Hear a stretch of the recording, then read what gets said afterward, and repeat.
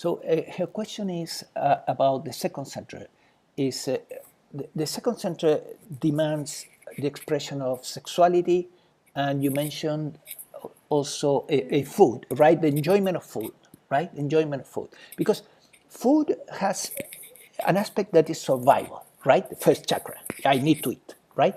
But it has an aspect that is enjoyment. The enjoyment part is the second center, right? Is higher. So her question is about these two aspects, right? And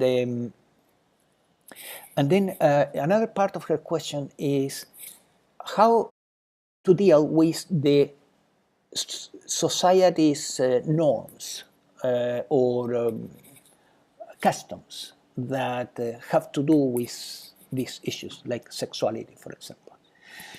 So let's take one by one. Let's say sexuality, right? We will need to first of all find out what would be a healthier expression of sexuality, right? So I'm not going to give you an endpoint, a final goal, but obviously we see that for an individual there are likely expressions of sexuality that are more that are healthier and healthier and healthier.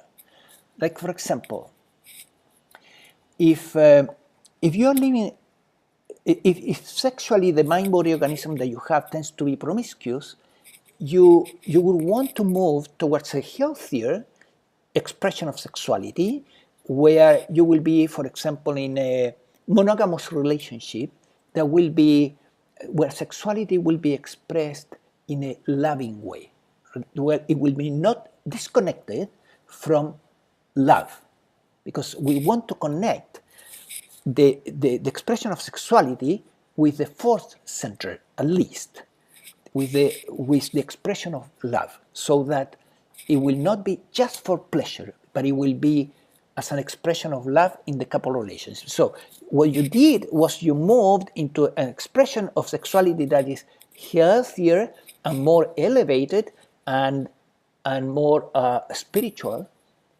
by just doing that, right? You could say, okay, is that the end point? Maybe it could be for you. Maybe for somebody else, it could be something else, because there are aspects that have to do with authenticity. So, and here it comes the issue about norms, right? Some people in the monogamous relationship, they feel very comfortable, and they feel that allows them to express love and express their sexuality in a loving way and spiritualize it, and they don't need to go further, right? Some people don't, because society, has pointed us into monogamy as the one highest expression of sexuality, but it's not for everybody. Today we have polyamorous type of families that are exploring other type of things that are outside the norm. And I would say that how much love is present there is more important than meeting a particular norm, right? So the more sexuality is connected with love, right, the higher, most likely the higher is the expression of sexuality. Then the other part of the question was about food, right? So when it comes to food, we want to have a balance between experiencing eating what is good for the mind-body organism, which is unique for your mind-body organism, is different for everybody. I'm a part-time nutritional teacher, so I can tell you that there is not such a thing as the one human diet for everybody. That is untrue. There is, however,